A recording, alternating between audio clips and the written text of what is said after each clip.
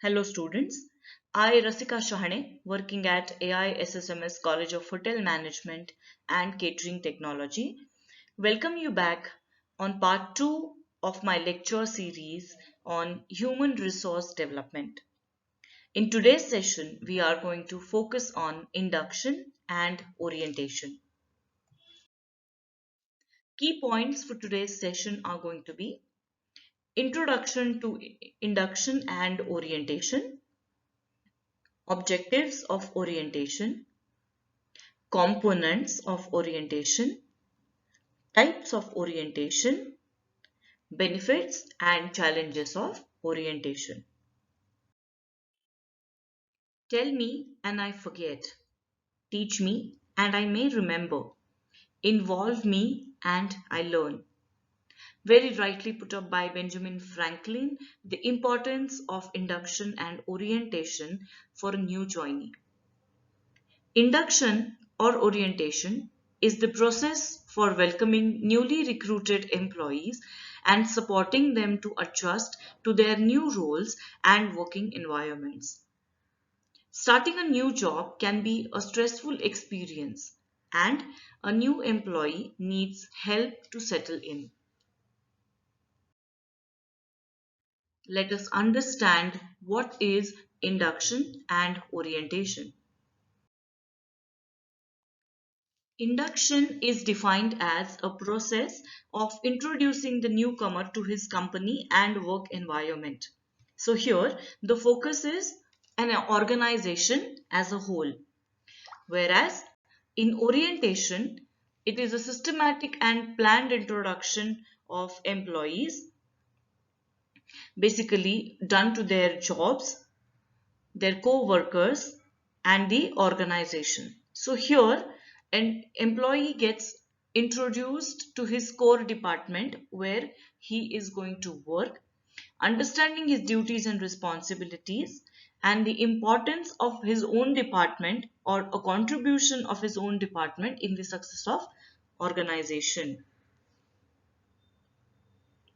Orientation is designed to provide a new employee with the information he or she needs to function comfortably and effectively in the organization. It should be a well planned process and not to be treated as an event. Let's have a look at the objectives of orientation. Orientation intimates employees about the vision, mission, aims, and objectives of the company. It provides general information about terms and conditions of employment, such as working hours, probation period, salary, etc. It stimulates interest and reduces anxiety. Since employee gets to observe all the departmental operations or entire organization culture during the orientation program, it helps him feel comfortable, reducing anxiety. Orientation makes new members independent sooner on their routine operations. Since during orientation, entire departmental activities are discussed, informed with the new member, it helps him understand his duties and responsibilities quicker, making him independent sooner. A clear understanding of the roles and responsibilities is done during the orientation program, wherein employee gets his duties and responsibilities in the form of job description, making him understand what is expected out of him. And orientation also minimizes reality shock. Perception and reality check is done in the orientation program. Let's understand now the components of orientation. Orientation focuses on certain policies which are important for an employee to understand. First one being leave. There are various leaves that can be availed by an employee while working in the organization. Some of the examples are sick leave or medical leave, casual leave, holidays, special leaves like earned leaves, etc. It is important for an employer to inform employee about his entitlements and certain rules and regulations before availing these leaves. Second one is pay or salary. It is a duty of an employer to inform an employee about his pay package, the frequency of salary, how is he going to get the salary, are there any deductions that are made in the salary, etc. Break hours of work and overtime policies. It is mandatory for an employer to inform employee about the break hours while he is on duty, and also in case of overtime what compensatory measures have been taken by the employer to compensate the overtime. Workplace health and safety overviews are discussed with an employee, making him understand the measures that are taken by an organization to make the work environment absolutely safe and healthy. Company hierarchy and the position of new member is discussed during the orientation.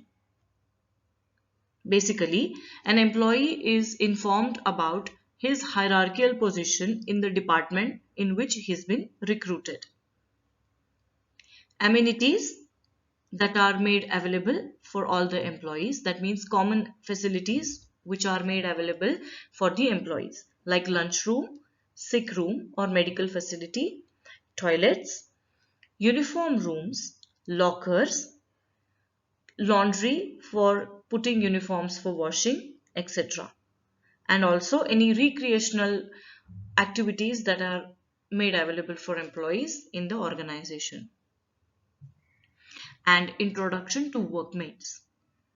Orientation also includes introduction of new employee to his workmates, wherein he is introduced to all his fellow colleagues, supervisors, etc. There are various types of orientation that are carried out in the organization. Let us understand one by one. The first type of an orientation is known as formal orientation. Formal orientation has a structured program, and formal program helps a new hire in acquiring a known set of standard. This program is carried out before the new employee is on board to acquaint him or her with the work environment. The second type of orientation is informal orientation, in which employees are directly put on job after the briefing about his or her work. Informal program promotes innovative ideas, but the choice is completely on management goal. And also it depends upon the type of work one is expected to do. The third type is individual orientation. Individual orientation preserves individual differences. Individual induction is expensive and time consuming. Most often, smaller firms implement it in their orientation programs. Individualistic cultures are oriented around the self, being independent, instead of identifying with a group mentality. Collective orientation. This orientation is likely to develop homogeneous views. It is less time consuming and large firms normally have collective orientation. Collectivist cultures emphasize the needs and goals of the group as a whole over the needs and desires of each individual. In such cultures, relationship with other members of the group and the interconnectedness between people play a central role in each person's identity. Serial orientation, and an experienced employee inducts a new hire in case of serial orientation. Serial orientation maintains traditions and customs. The experienced employee acts as a tutor and model for the new hire. The opposite of serial orientation is disjunctive orientation. In this case, new hires do not have predecessors to guide them. That means an experienced employee is not made available for guiding these new hires. It produces more inventive employees. Though orientation is one of the vital practices implemented in an organization, it does have some benefits and challenges. Under benefits, orientation definitely creates favorable impression on employees. It also creates favorable impression of the organization on employees.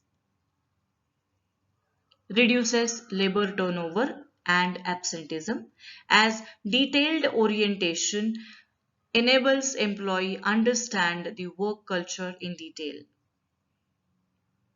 Exposure to all areas of the organization makes employees understand their role precisely. Anxiety, confusion can be removed through proper induction. Yes, it does act like icebreaker. And under challenges, orientation requires too much of paperwork. It can be looked at as information overload. Sometimes it may sound like too much of selling of an organization, as a lot of positives are highlighted during induction or orientation program.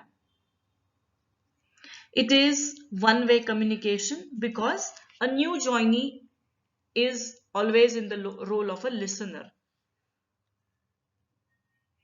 No evaluation of program most of the times is observed, which results into use of same old orientation programs getting implemented over the years.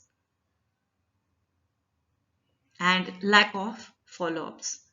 Once the orientation is done, it's the responsibility of HR manager to do regular follow-ups with an employee to understand whether he has settled in the organization or what is basically challenges that he is facing while working in the organization, if any. So here we come to an end of a session, and I would like to conclude the concept of orientation and induction in the words that what begins as an idea or vision in the minds of an individual becomes an obsession of the entire organization. They pursue it with passion and determination to gain competitive advantage. Thank you so much for attending my session. Students, to attempt the quiz, for which link is given in the description box. Here are some of the reference books used by me while making this presentation. Student can also make use of these wonderful resources for themselves. In case of any queries, you can get in touch with me on the given email ID and the number. Thank you so much for attending my session. Please take care of yourself. Be home. Be safe.